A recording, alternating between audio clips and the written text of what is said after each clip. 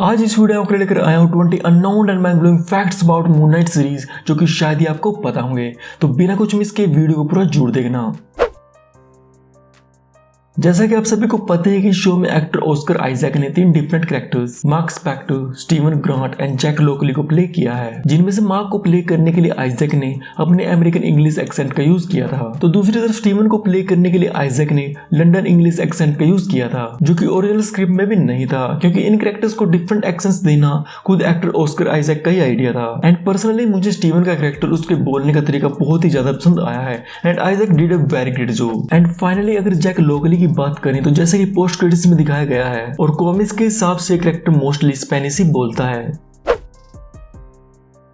Moon night series की story पर total 8 writers ने मिलकर काम किया था और साथ ही एक इजिप्शियन टूम स्पेशलिस्ट आर्कोलॉजिस्ट को कंसल्टिंग के तौर पर इन सभी राइटर्स की मदद के लिए हायर किया हुआ था। And Marvel producer Kevin Feige इस सीरीज को इंडियाना जोन्स की मूवीज की तरह ही एडवेंचरस रखना चाहते थे। इसमें इजिप्टोलॉजी को एक्सप्लोर किया जाए और साथ ही वो इस सीरीज को एक brutal, dark mixed with fun and complex story line देना चाहते थे, जो कि हमें देखने को मिली भी। और यही रीजन था जिसकी वजह से moon night series previous Marvel सोच से बिल्कुल ही अलग थी। इस सीरीज में मार्क एंड स्टीवन एक दूसरे से इंटरेक्ट एंड बातचीत करने के लिए रिफ्लेक्शंस एंड मिरर्स का यूज करते हैं, जो कि इस शो के डायरेक्टर मोहम्मद डियाब का ही आइडिया था। एंड कॉमिक्स के मुकाबले इस सीरीज में एक मॉडर्न आइडेंटिटी स्विचिंग टेक्निक दिखाई गई थी, जिसमें जब भी मार्क स्टीवन या फिर स्टीवन मार्क में बदलता है तो उन्हें एक स्मॉल टाइम स्किप का सामना करना पड़ता है। इसके बाद उन दोनों में से किसी को भी पता नहीं होता कि उस टाइम अराउंड उनके साथ क्या, क्यों और कैसे ये सब कुछ हुआ है, जिसकी वजह मार्क की थर्ड पर्सनैलिटी जैक लोकली भी हो सकता है। इसे हमें इस सीरीज के एंड में टीज किया गया था। जिन सीन्स में स्टीवन एंड मार्क को ऑन स्क्रीन एक दूसरे से बात करते हुए दिखाया गया है, तो इन सभी सीन्स के लिए एक्टर ऑस्कर आइजैक ने किसी ग्रीन स्क्रीन या फिर एक्स्ट्रा का यूज करने की बजाय अपने real life brother and journalist actor Michael Benjamin Hernandez को हायर किया था, जिन्होंने इस शो में आइजैक के बॉडी डबल का काम किया है। एंड ऑस्कर आइजैक ने खुद ये बताया था कि ऐसा करने से वो मार्क एंड स्टीवन के कैरेक्टर्स में डिफरेंशिएट करने के साथ साथ उनके बीच के इंटरेक्शंस को भी अच्छे तरीके से कर पाया था। इस शो में इजिप्शियन मून गॉड कोंशू को टोटल 2 एक्टर्स ने प्ले किया है, जिनमें से एक्टर मुर्रे इब्राहिम ने कोंशू के कैरेक्टर को अपनी आवाज दी थी, तो वहीं पर एक्टर कारिम अल हाकिम ने कोंशू की on set performance and motion capture को परफॉर्म किया था। एंड कोंशू नाम का मीनिंग ट्रैवलर होता है। जैसे कि मून रात को आसमान में ट्रैवल करता है, तो वैसे ही गॉड कोंशू भी नाइट टाइम ट्रैवलर्स को प्रोटेक्ट करता है। जैसे कि मून नाइट सीरीज की story Egypt and Egyptian mythology के बारे में है, तो इसलिए इस शो के actors, directors and most of the cast Egyptian ही थे। फॉर एग्जांपल इस शो को इजिप्शियन डायरेक्टर मोहम्मद डियाब ने डायरेक्ट किया है और उनकी वाइफ शारा गोयर इस शो की कंसल्टिंग प्रोड्यूसर थी। और साथ ही मोहम्मद डियाब ऐसे फर्स्ट अरब डायरेक्टर बन चुके हैं जिन्होंने मार्वल स्टूडियोज के लिए काम किया है। और इस शो में हमें जो म्यूजिक सुनने को मिला है, तो उसे इजिप्शियन कंपोजर हिशाम नाजी ने कंपोज किया था। और अगर एक्टर्स की बात करें तो एक्ट्रेस मेग कैलामी, जिन्होंने इस सीरीज में लायला का रोल प्ले किया है, तो ये भी इजिप्शियन ही है। और इनसे अलग 9 और इजिप्शियन एक्टर्स ने मून नाइट सीरीज में काम किया है।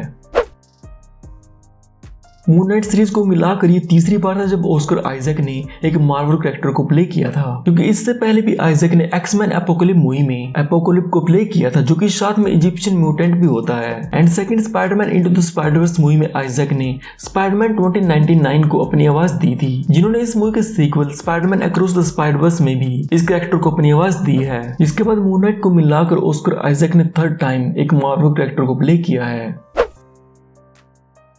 हालांकि माँ की थर्ड पर्सनैलिटी को हमें एपिसोड 3 में टीज किया गया हो, बट इसका हिंट हमें एपिसोड 1 से ही दे दिया गया था। हर एक एपिसोड्स के आउटरोज में ऑस्कर आइजैक के टाइटल कार्ड में उसका चेहरा 3 हिस्सों में स्प्लिट हो जाता है, जो कि क्लीन हिंट था कि माँ की बॉडी में थर्ड पर्सनैलिटी भी है, जो कि बाद में हमें पोस्ट क्रेडिट्स में देखने को मिली थी।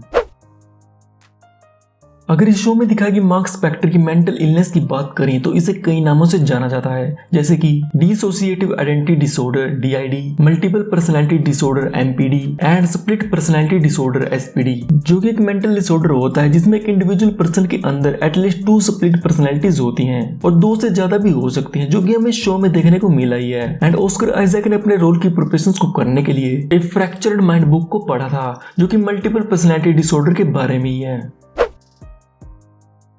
आई डोंट नो आप में से किसी ने नोटिस किया होगा कि इस सीरीज के हर एक एपिसोड के क्लोजिंग क्रेडिट्स में हमें डिफरेंट मूव्स दिखाए गए थे जो कि आगे बढ़ते एपिसोड्स के साथ साथ वाइडर भी हो रहे थे।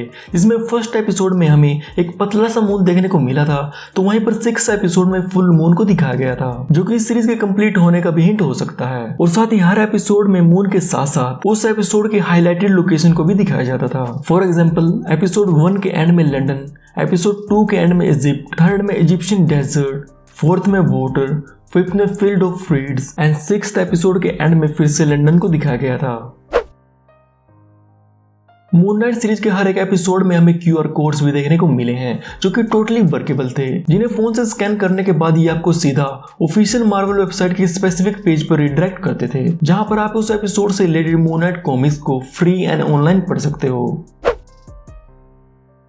आर्थर हैरो शो का मेन विलेन होता है, बट अगर कॉमिक्स की बात करें तो उसमें हैरो सिर्फ एक माइनर कैरेक्टर ही था जो कि मून नाइट कॉमिक्स के सिर्फ एक ही इशू में अपीयर हुआ है जिसे अप्रैल 1985 में पब्लिश किया गया था। बट इसके बावजूद भी हैरो को इस सीरीज का मेन विलेन बनाया गया था, जिसके पीछे बहुत ही सॉलिड रीजन था, क्योंकि मून नाइट के सभी विलेन्स में से राउल बुशमैन सबसे पॉपुलर विलेन है और पहले ये इस शो का मेन विलेन भी होने वाला था। बट शो क्रिएटर्स का ये मानना था कि ये कैरेक्टर ब्लैक पैंथर के एरिक किलमोंगर से बहुत ही सिमिलर है, जिसकी वजह से शो में हमें बुशमैन की बजाय आर्थर हैरो देखने को मिला था। अगर इस शो में दिखाए गए moon night and mister night के सूट्स की बात करें तो वो मार्क एंड स्टीवन की आइडेंटिटी, उनकी इमेजिनेशन और वो किन चीजों को पसंद करते हैं उनसे इंस्पायर्ड थे। फॉर एग्जांपल स्टीवन को सुपर हीरो वर्ड की कुछ ज्यादा नॉलेज नहीं होती, तो इसलिए जब भी वो अपने सुपर हीरो सूट को समन करता है तो सिंपली उसे एक 3 पीस सूट देखने को मिलता है जो कि ऑब्वियसली कॉमिक से भी इंस्पायर्ड था। बट दूसरी तरफ मार्क जो कि एक मर्सनरी होता है और उसे आउटसाइड वर्ल्ड की ज्यादा नॉलेज भी होती है, तो वो स्टीवन के मुकाबले एक full super hero type suit को समन करता है। तो यहाँ पर mark and Steven individual perspectives के हिसाब से उनके moon night and mister night suits को रिप्रेजेंट किया गया था। और साथ ही शो में दिखाया गया मून नाइट का सूट अप स्टाइल बिल्कुल टोनी स्टार्क के नैनोटेक सूट से इंस्पायर्ड था। ऑस्कर आइजैक ने खुद ये बताया था कि उन्होंने एक्टर ईथन हॉक को इस सीरीज में आर्थर हैरो का रोल करने के लिए इनवाइट किया था और ये दोनों ही बहुत ही अच्छे फ्रेंड हैं। जिसके बाद ईथन हॉक ने बिना इस शो की स्क्रिप्ट को पढ़े ही आर्थर हैरो के रोल के लिए साइन किया था और इनके 35 साल के एक्टिंग करियर में ये पहली बार था जब इन्होंने किसी प्रोजेक्ट को उसकी स्क्रिप्ट को पढ़े बिना ही साइन किया था। और ईथन हॉक इस रोल को करने के बाद अपने डिसीजन से बिल्कुल भी डिसअपॉइंट नहीं थे।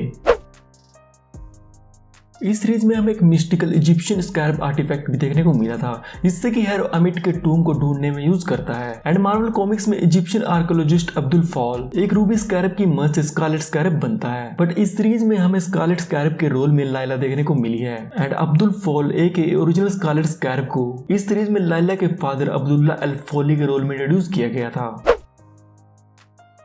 ये ऐसी पहली मार्वल सीरीज थी जिसमें कोई भी प्रीवियसली एस्टैब्लिश्ड कैरेक्टर्स नहीं थे, क्योंकि इससे पहले आए Marvel shows WandaVision, falcon and the winter soldier, Loki and Hawkeye, तो इन सभी शोज के कैरेक्टर को हम पहले से ही जानते थे। बट मून नाइट ही ऐसी पहली मार्वल सीरीज है जिसमें हमें सभी न्यू कैरेक्टर्स को इंट्रोड्यूस किया गया था, वो भी new story telling and totally different environment के साथ।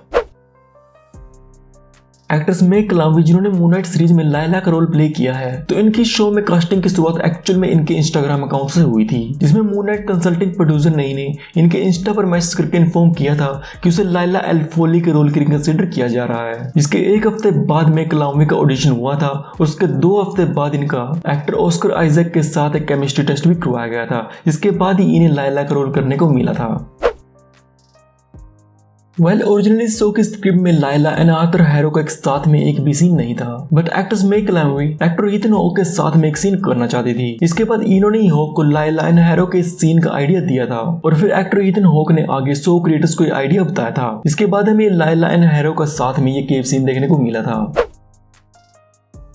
हालांकि हमें मून नाइट सीरीज अभी 2022 में देखने को मिली है, बट ओरिजिनली मून नाइट के कैरेक्टर को 2006 में इंट्रोड्यूस करने का प्लान किया गया था, जिसे ब्लेड द सीरीज के सीजन 2 के साथ इंट्रोड्यूस किया जाता। But blade series first season के बाद कैंसिल हो गई थी और उसके बाद से ही मून नाइट की स्पिन ऑफ सीरीज बनने का सिलसिला शुरू हुआ था, जो कि लगभग 16 साल के बाद हमें अब 2022 में देखने को मिली है। अगर मून नाइट सीरीज के फ्यूचर की बात करें तो इसके बारे में शो के एक्टर्स डायरेक्टर तो किसी को भी कुछ नहीं पता कि मून नाइट का सीजन 2 आएगा भी या नहीं, क्योंकि एक्टर ऑस्कर आइजैक का मार्वल स्टूडियो के साथ कॉन्ट्रैक्ट सिर्फ मून नाइट सीरीज तक ही था। बट आइजैक ने इस कैरेक्टर को आगे भी प्ले करने में इंटरेस्ट दिखाया है और साथ ही डायरेक्टर मोहम्मद डियाब ने भी कहा था कि मून नाइट का सेकंड सीजन या फिर एमसीयू क्रॉसओवर मूवी जरूर होनी चाहिए। एंड लेट्स सी हमें आगे क्या देखने को मिलता है। तो ये थे मून नाइट सीरीज के top 20 unknown and mind blowing facts. And if you enjoyed then like this video and subscribe factors for fact videos like this one. और अगर आपको अपनी फेवरेट मूवी या फिर टीवी शो के फैक्ट्स के बारे में जानना है तो मुझे कमेंट्स में बताइए, मैं जरूर वीडियो बनाऊंगा। तो मिलता हूं आपसे नेक्स्ट वीडियो में। Till then bye bye, piece.